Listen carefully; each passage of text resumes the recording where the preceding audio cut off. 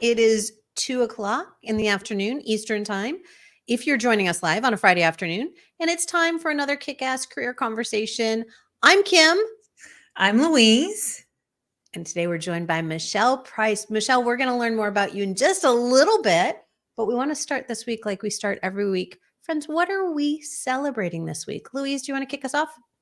I sure do. We talk about celebrations all the time here, and I do it all the time with my clients too. And so it's this reinforcing habit, right, that we're creating to take time to look back, at least back a week, right? What's gone well. This last week, I've actually been reflecting back on all 2023. Right as we kind of approach the holiday season, I feel like this is a nice time to get into all the juicy bits and see what worked, what didn't work. And I'm today actually celebrating the things that didn't work in 2023. I think I spend a lot of time celebrating the things that do. We talk about it all the time here. And as a recovering perfectionist, I am leaning way in to celebrating the things that I learned that didn't work. I'm not going to use the F word because that's hard for the me. other F word. Yeah, the other F word. We'll just pick F words that insert here. But yeah, there have been things that that didn't work as expected, and that's not just okay. That's really good. That's good that I tried. It's good that I took the time to reflect back, that I know that I am not going to repeat those same actions. I'm not even going to say mistakes because they weren't really. So I'm leaning into that and being a little uncomfortable, yet also pretty proud of myself. All the things that tried and didn't work out. Now I want to use the other F word. Michele, what are you celebrating with us today? Oh, now, one of the things that I love to do is experiment. And so I started an experiment in August doing a LinkedIn audio series around women leading the collaboration revolution. And it was really fascinating to watch how women showed up, when they showed up, what they talked about when they showed up. And then at the end of it, everyone was kind of like, where do we go next? And I'm like, well, you guys have already given me points of data where we're going to go next. We're going to talk about what are the questions we use to ask and how do we use those questions to help us make better decisions in 2024. So I'm celebrating that all of those women showed up in a way to propel their outcomes and results, but also that they were willing to be vulnerable and talk about things from a really genuine heart space, because it's helped me to put together what we're going to do in 2024. I love that. And I was there for a couple of those, and they were some juicy conversations. I enjoyed them. Thank you for putting that out into the world. So, for me, I'm celebrating youth. My glorious youth for sure, but I am celebrating my daughter's youth and her ability to surprise me at every turn. In two circumstances recently, I've been asking her very specific questions that I expected a 13, almost 14-year-old to answer in a certain way. And she took it to this very deep, philosophical, like, clearly I'm her mom kind of answer. And so it was fun, and I still had to get to that little nugget. So that youth place of experimenting that we were talking about, that place of freedom to just like reach out and try something on for a little while. It helps me continue to do that. And so I'm really celebrating that aspect of youth. And also, kiddo's been sick for a few days. And the reason why I was sitting here going, what do I really want to share today? I can hear her. She is sick, but her favorite thing to do is to sing and dance. Now, it's hard for her to sing right now, and she does have a voice recital that we're hoping she can get to on Sunday, if she's well enough. I know, fingers totally crossed, but I can hear her dancing in there. And I know that she is just like, I've been trapped in this room for days because she's, when you're a kiddo in this day and age, you grow up, you get sick, you're like, no, I remove myself from the community. Like, that's what I do to keep everybody safe. And so she's been in her room and she's like, I'm going to dance. I'm going to do my thing. I'm not going to let sickness get me down. And so for those two reasons, I'm really celebrating youth right now and the fact that I get to be in that energy with her. So, yay. Keeps me young, right? Absolutely. Suck up the energy and keep those little germs there with her. They're on that side of the wall. Yeah. So Michele, we're going to give people a little tiny peek at who you are right now, so that they know who's joining us at the table today. So Michele is a leadership advisor and communication strategist that works with business owners and CEOs to calibrate and anchor. I love that word, anchor, their emotional rhythm to grow their businesses. The end. Yeah, that's who you are today. I know Louise has a question for you. Well, right. And so Michele and I, we have never met, which is often what happens here on the podcast. And so in my research of like, who is this Michele person and what's going on?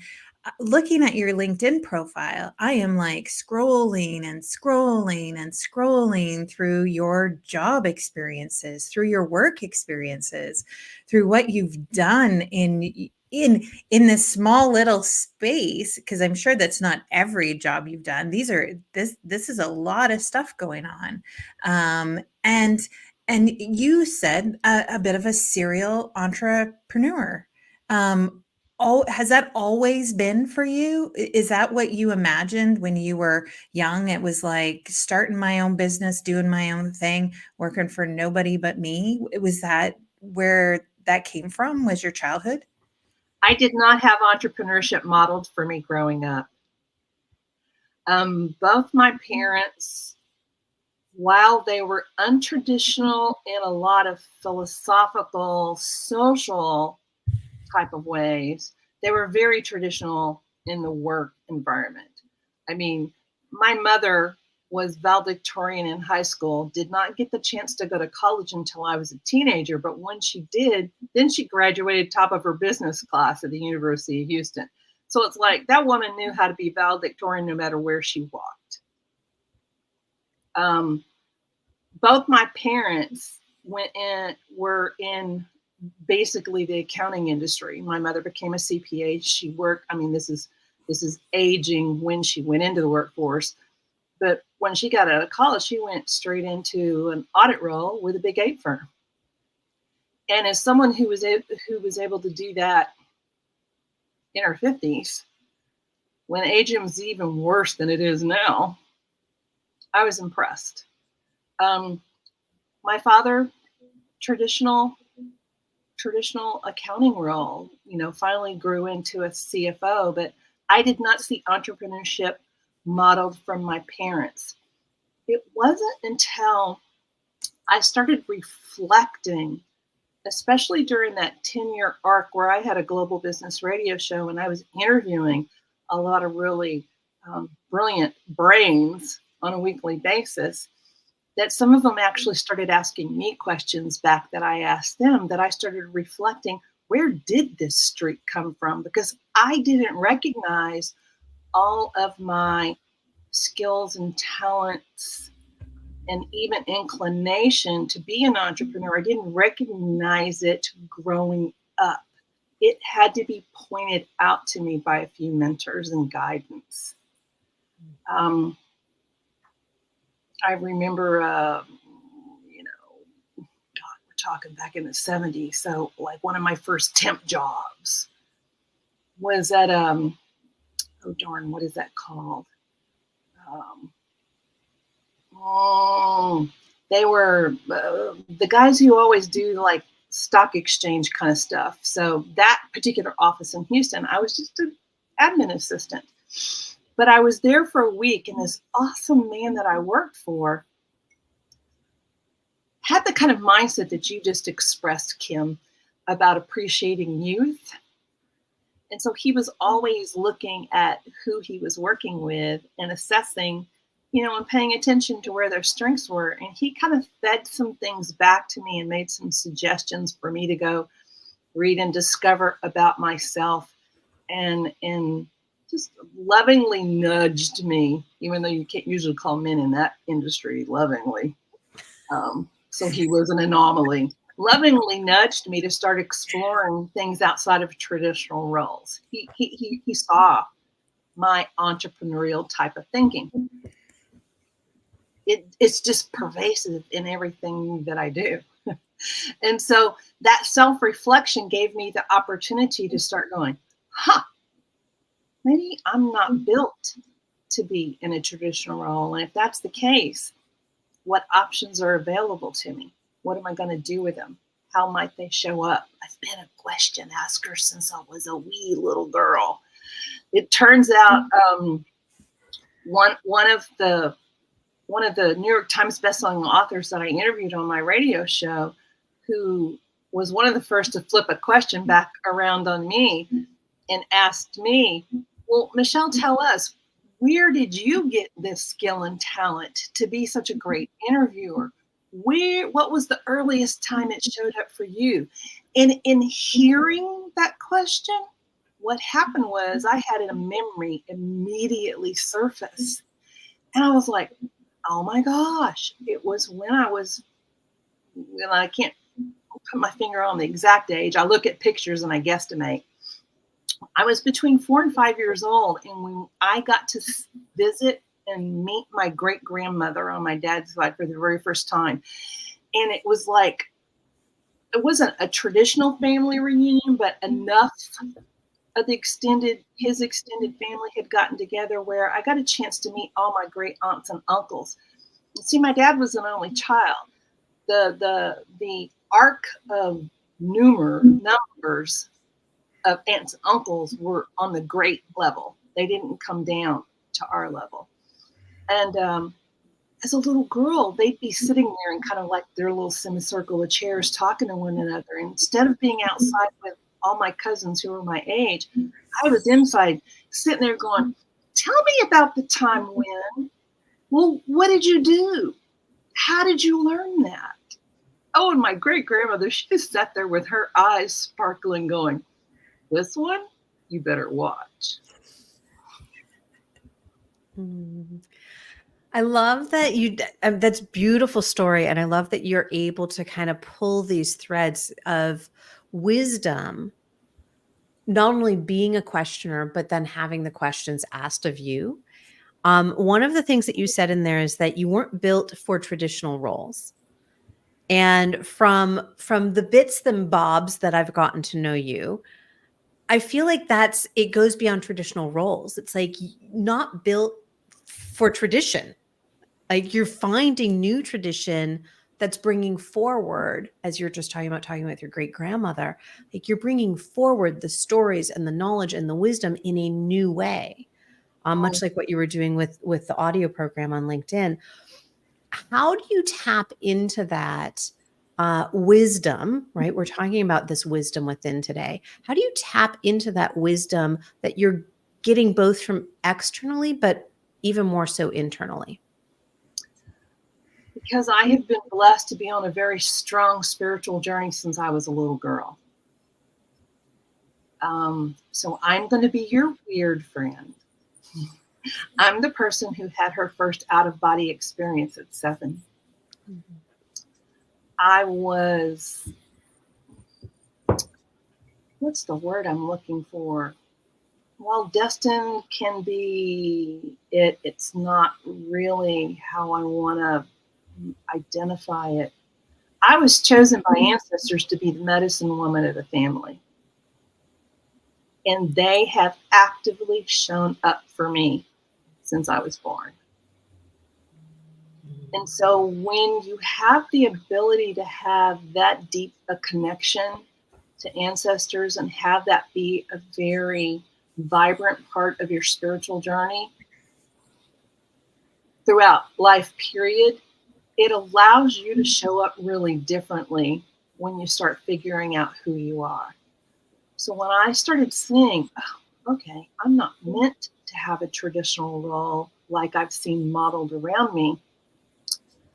And I've never had a problem using questions to help me uncover or explore or discover where possibilities or opportunities are.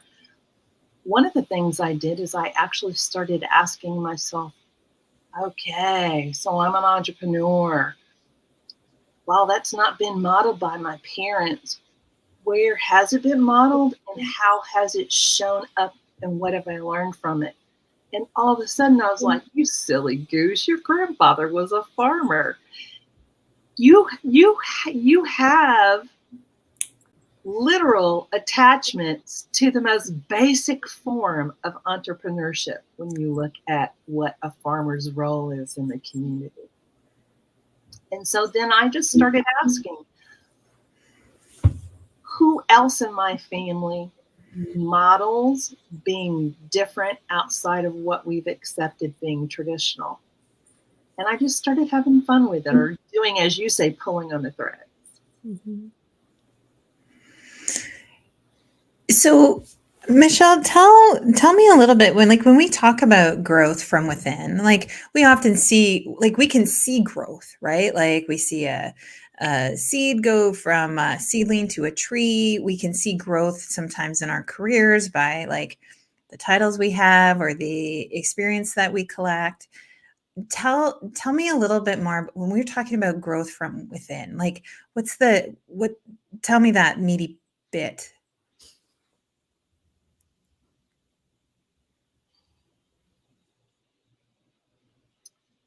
Often we've been conditioned to think of growth mainly coming from external environmental spaces. It's just how we've been almost, this is going to sound a little strong, but we've really been forced to think of growth as an external process, whether it's by how society has presented itself to us, whether it's by the language that we're conditionally conditioned from hearing, whether it's from family, whether it's from work environments, whether it's from friends, whether it's from colleagues. And when you've been blessed or lucky enough to have been on a lifelong spiritual journey and not had to wait till you get to a certain age to awaken to it, you recognize that anytime we want to affect change or grow ourselves, it starts from within. It starts from what are we willing to ask ourselves? How honest are we about who we are? What's important to us? What shows up from that? Because one of the things that I find oftentimes, especially when exploring just simple questions with people, most people have a huge discomfort being able to answer honest, answer genuine questions in an honest way about themselves, because we've been programmed to, oh, don't brag about yourself. Well, good people don't talk about what they're doing.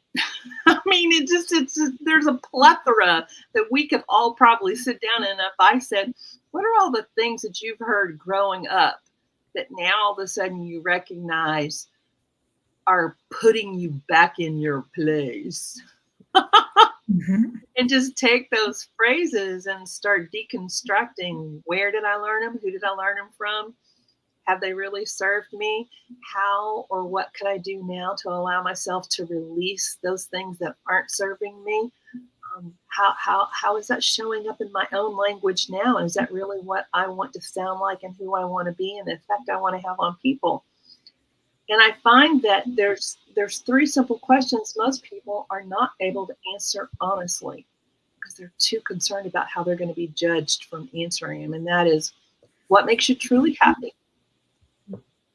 How does that align with the work you do? And if not, why? And then, where are you contributing to getting to know yourself? And what are you wanting to refine about that on a yearly basis? So, what makes you happy? How does that align with who you want to be or the work you do?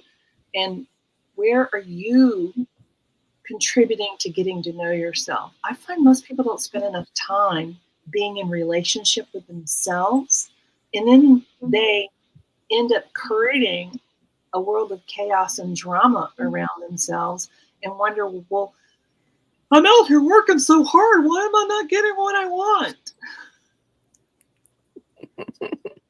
We never hear that. Hear that all the time. Yeah. It is so interesting because I think for all three of us and for many of the guests that we have on the show, like we steep ourselves in this idea of self-awareness. And I know we've had several conversations about that place of self-awareness, and yet it comes back to that so often is how are people in the world generally, not us, but generally connecting with that knowledge of self. Mm. And how deep, right? How deep and wide are they willing to go? Because it's funny because I think there's this notion that when we get into self-awareness, it's like the vision of Freud, right? Sitting there and just taking notes, and it's analysis. It's right. It's psychotherapy in that way. And I'm not dissing on therapy. Therapy is amazing, and I love it, and it has its place. And self-awareness goes beyond therapy. Right? Self-awareness is actually being in relationship with self. That's at least how I would define it. I don't know what comes up for the two of you around that idea of self-awareness. Well, I love you both use the same word, relationship, right? And we can work so hard building our external relationships.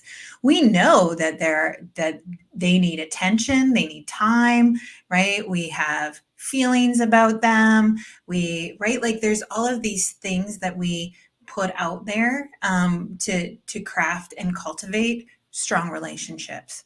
Yet we do none of that internally. And that is exactly what that is, right? Is a relationship to self. And I find it so interesting that we miss that. We miss that it's a relationship and that it needs time, it needs attention, it needs, right? Curiosity, it needs like all of those things that we would give our best friend, right? We don't see that as an opportunity to get to know yourself, and we skip right by it. So I see Michele sitting with her chin in her hand, just as you were doing when you were talking about being with your great grandma and her eyes sparkling. And what came to me was this idea of how often do we sit there with ourselves like that? Like with curiosity, asking ourselves those questions out of joyful curiosity. I do it every day, Well, yeah, but I know the average person does not. right. So how do you influence that? Right. Because I think that that's probably part of what you do in the world when you were talking, when I read that bio. How do you do that for people in the world? What some people will see is I do it through my content. I do it through the conversations I have, whether they're public or private conversations. I do it internally. I do internal healing work on a daily basis. And I've also learned where, from paying attention to the patterns that I see happen. So, for example, my neurodivergent brain has such an ease of seeing patterns of conversation. So I'll log into LinkedIn and I'll be reading posts, liking things and helping to amplify colleagues, because that's just I am generous. That's a core part of who I am. I even sign my emails like that, generously, Michele. And as I'm reading the conversations, my brain is literally scanning what's the pattern of the conversation today? What questions are people asking? What emotions is the collective feeling? How are the individuals communicating how they're feeling under that collective umbrella? And where can I go in and have beneficial word influence? Mm-hmm. And I will literally do that. I will go on post. If people ask a question, I'll offer an answer. If people are looking from like a curious exploratory point and that's what their post is about, I'll offer a couple of questions I didn't see them ask. And now I've even forgotten the question you asked me because I started getting into that space where our spirit starts channeling the answer. And I was like, oh my God, where was I going? So I was just asking, how do you bring that joyful curiosity into the world for others to start holding on to for themselves? I literally live it. Mm-hmm. Yeah. Louise, it's the minute that Michele started talking about being a questioner, being somebody who loves questions, I was like, okay, here's the entire conversation is going to be one question after another. I'm curious for both of you because Louise is all about the question. She is like the questioner and I love questions. I love a well-placed question. I'm not always a questioner though. Lots of curiosity. I am curious. See, I always lead with the I am curious. I am curious about where do those questions come from? Like if we're going to get under this idea of curiosity, and you were just talking about being channeling in and the answer. I'm curious, where do we get those questions from? What do we know? How do we know? Somebody who's just wanting to get started here, how do you know what to even ask?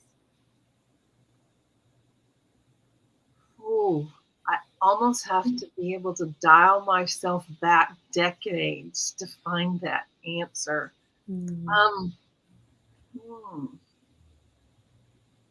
Ooh, one of the things I find really interesting. So, for example, when people go on LinkedIn and they go, I don't know what to leave as a comment. I'm like, what contributes to the conversation?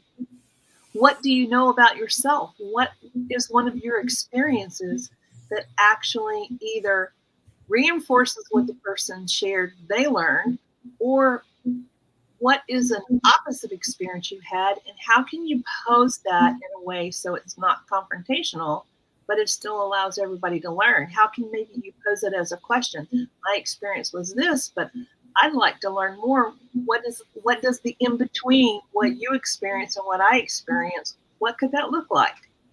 What are you doing to actually pull other people in to the conversation? So, for example, I just had a memory surface of when I used to go to in-person networking. I don't still do that yet. And I learned a lot just by paying attention to how people position themselves in the physical space. Some people would make a circle. Some people would stand only 2 to 3. Once it got to be 3 people, if a fourth joined, that person would leave and go to another circle. What I noticed is people's body language told me a lot about who they were, what they thought of themselves, and what they thought of everybody else around them.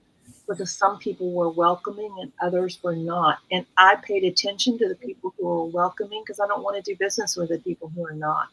They've already told me who they are, what's important to them, how they're going to function in that space. They've already told me they're not going to be generous. They've already told me it's all about them. something as simple as, do you leave a foot pointed outward when you're in a circle to let people know they're welcome? When someone walks by and they're looking for a place to jump into the conversation, do you extend your hand out and go, come join us, we're talking about this, and he's just giving us this thought? Oh, Louise, do you want to respond to that one? It's my, what was my manifesting generator, right? I just leaned way in there. Well, it's really about, I feel like sometimes we get stuck in, like, when we're not a questioner, is like, I don't know what question to ask, right? Like Michele said, I don't know what comment to leave. I don't know. And it's like, well, I'm going to say that's not true, because you do know. But we get stuck in this place, is like, I just don't know.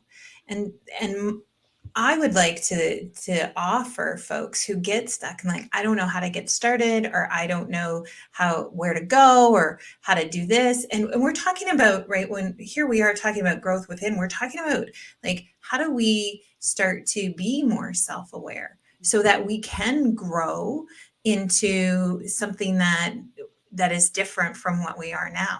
Like, there's a desire. If you don't have a desire, then you're not asking the questions, right? I'm talking about the people who want to grow, who want to change, who recognize that there is something more for them. And when you're not curious, it gets really hard and you get stuck in, but I don't know. And all it is, I think, is changing that question to saying, like, what do I know? And just starting there. It's not meant to be hard, right? Building relationships, making a new friend. I don't know about you both, but making friends as adults, hard, really hard. Making a friend as a kid, easy peasy, right? We're in the same classroom. We share the same love-hate relationship with a teacher. We like Pokemon cards, whatever it is. We have an instant. Wait, you had Pokemon when you were a kid? You're not that young. We just, I was going to say marbles, but in my head I went, I'm not that old. Amen to that too. Yeah, that's my dad's age. We didn't have hoops either.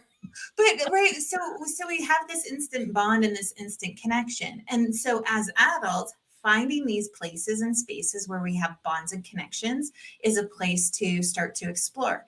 And if we think about the questions that we would ask someone as we get to know them, those are the same questions we ask ourselves as we get to know ourselves, right? Mm-hmm. What do you love? What makes you happy, right? Where do you spend your time? What would you like to see different in the world, right? What makes you cry? What makes you laugh? Right? What's the last TV show that you watched? But all of these things tell us a little bit more about ourselves.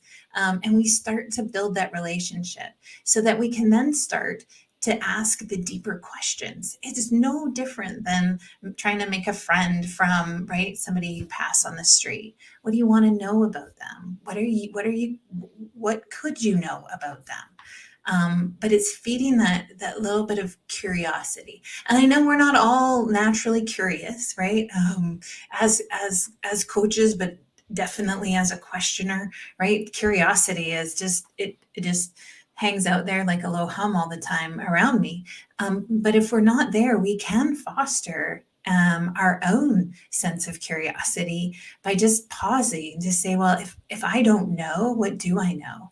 What would I like to know? What's a question I've never asked before? And it can all just start the ball rolling. But that's what came to mind, Kim, like when you were talking, right? Was this, like, how do we get into that space where we can actually, like, cultivate our own growth, and start to build our own self-awareness? And I'm going to go back to that, like, building relationships, right? Building a network, all of those things. So funny, because while both of you were talking, I got all sort of spilky again, like kind of like the frog, but not as bad as the frog episode. If you want to know about the frogs, go 2-3 episodes ago.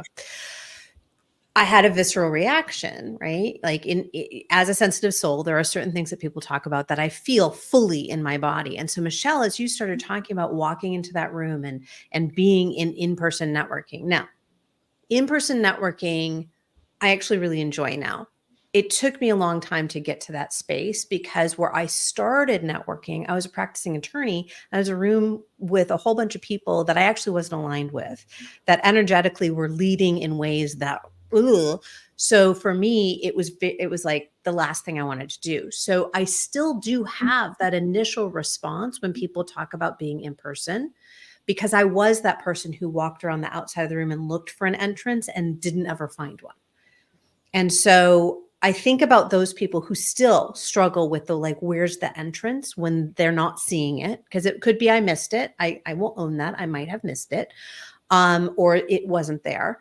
And then Louise, you're talking about, right, asking these simple questions and building these relationships, and even just in like developing a friendship or an acquaintanceship. I am sometimes that person who I'm like, no, that's too much for me. That's really scary. But then I went to this place in my mind where what changed for me was the desire to make it change. Not the desire that I'm now going to these in-person things and I'm the life of the party and I'm the one starting the conversations, or I'm the one that starts the friendship or whatever. That might sometimes feel a little too scary for me. But the desire that changed is I didn't want it to feel uncomfortable. And that was all I needed to sort of turn it a little bit, where I could say, okay, if I don't want this to be uncomfortable and this is important to me, right? There's the two parts of it. Like, what do I want the outcome to be? I want it to be less uncomfortable, and owning whether or not this is important to me. Is it important for me to go to networking events? Is it important for me to create new friendships? If the answer is to no, then don't do it. Right? Like, start there. Just don't do it. Don't push yourself. But then the other part is, what is that desired outcome? And the desired outcome wasn't that I was going to walk away with these lists of people that I've met, or these, amazing new deep friendships. It was that I had a desire to be less uncomfortable in those situations. And that was when I took the step of saying, okay, what is one question I can ask? Go ahead, Michele. I see those wheels turning. I'm sitting here going, if more people would become conscious of what is satisfying for themselves. So going back to the inner part, the inner journey of all this, if more people had a real clear answer about what they find satisfying and fulfilling, then everything that we're talking about does come easier. I'm amazed how many times people are afraid to ask themselves the question. And I'm like, if you can't ask yourself the question, how are you going to ask anybody else a question? So, yeah, stop trying to ask other people questions. Start being willing to ask yourself. Mm-hmm. When you're standing there making breakfast, fixing your coffee, give yourself an experiment of asking yourself a new question every day, and it's focused on learning more about you. Yeah. And imagine yourself sitting like this doing it. I mean, that's the joyful part of it, right? It's the, what do I not know? And that was the reality. I was coming from these horrible situations, like really toxic, scary, gross situations, just speaking about networking. Now, quite frankly, I love networking and I teach people how to do it. But I couldn't stand it because it felt so horrible. And it started with a question. Why does this feel bad? And you know what surfaced for me when I was listening to you talk about being an attorney and being in a room full of people you didn't feel alignment with?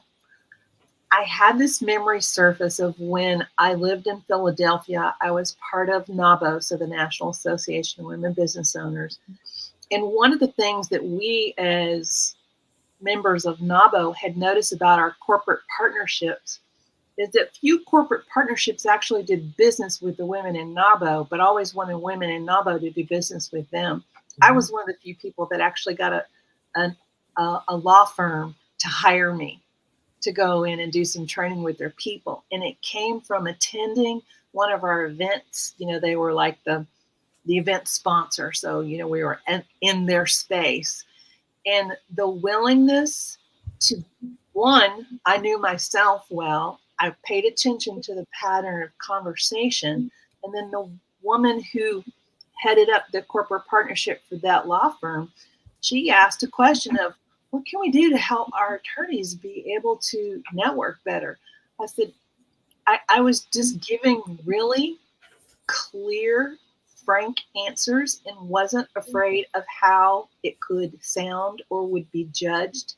And that level of confidence was received because what do attorneys do? They use questions to get what they need from people. And all they needed to learn how to do was to do it in a way that helped them build their book of business. Yep. They're already good at asking questions. Now you just need to show them how to use it with a different lens. Yeah. If only they actually taught us how to ask questions. That was some of what they taught us. They taught us how to think differently is what they taught us. I just looked up at the time and that 41 minutes has flown by so quickly. I would love to know, what are our golden nuggets? What are we taking away from this conversation where we're really talking about this growth from within? And we talked about it in a couple different ways. So I'm curious what we're taking away with us today. Yeah, I think my nugget, Kim, is something you said, which is that gentle reminder of like, what is the outcome? Like, what's the purpose? And not that your capital P purpose. You and I, we talk about this a lot in our mini class series, but we'll get to that. But it's like, what's that small thing? What's that one thing that you can do differently in this space? Michele, you even talked about it too. Like, what's that one little question that you can ask yourself? But it's about attaching kind of like why do anything differently? Right? What are you really trying to do? And I really love that reminder of like, let's keep the outcome in mind, because that really does drive what it is we're trying to do and how we're going to show up and all those other great questions that we have. So thank you. Questions that fall off the back end of that. Yes. Michele, how about you? I think the takeaway that I'm going to focus on is reminding ourselves, how are we willing to experiment with stackable wins to get to know who we are? It's a beautiful way to say that. Experiment with stackable wins. I love that. Yeah. I felt that one. Mine is the joyful curiosity. Like just being that bright-eyed kiddo and just like, wow. And whatever it was that we had that about, whether it was about other humans, whether if it was about, I'm going to say frogs, but I don't mean frogs like we meant in the other.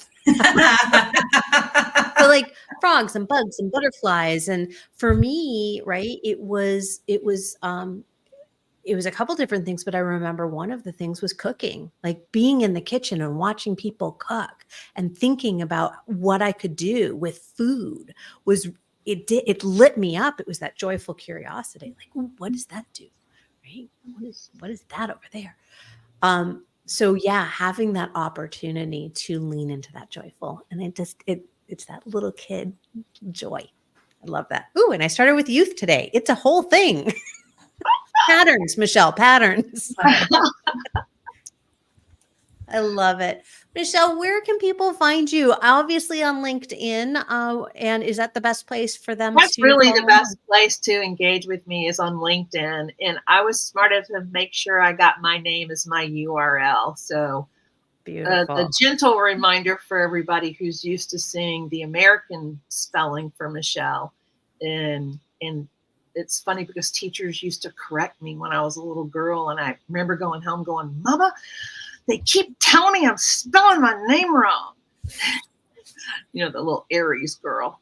And my mother, she always had kind of a quiet way about her. I jokingly now call her the quiet, fierce feminist.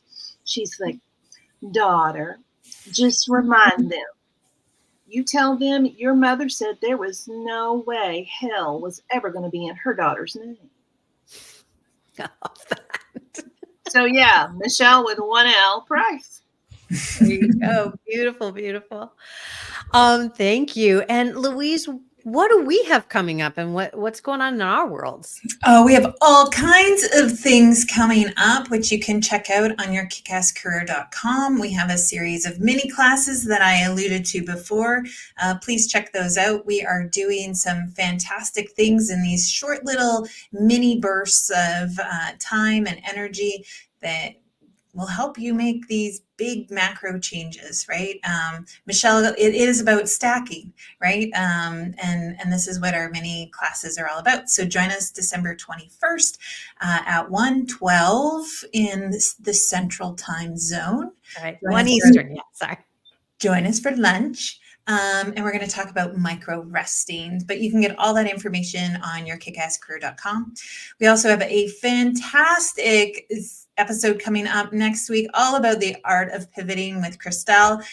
This is going to be a great conversation with her. So join us all from a complete all Canadian episode next week. I like being an honorary Canadian. Hey, Hey, I say it all the time. My daughter laughs all the time because I'm always finishing a sentence, eh? And she's like, where do you think you're from? And I'm like, well, I'm honorary Canadian, so I'm when allowed in to say Rome, it. right? Absolutely. I think that's about it. I think so. For now, Michele, thank you so much for joining us. This has been just a wonderful conversation. I love that you brought your non-traditional self into our world so that we can share it out into the greater world. Thank you. Thank you. thank you. Lovely. Great meeting you, Michele. This won't be the last time we talk with you. Aww. All right, All right, everyone. We'll see you next week. Take care. Bye for now. Bye.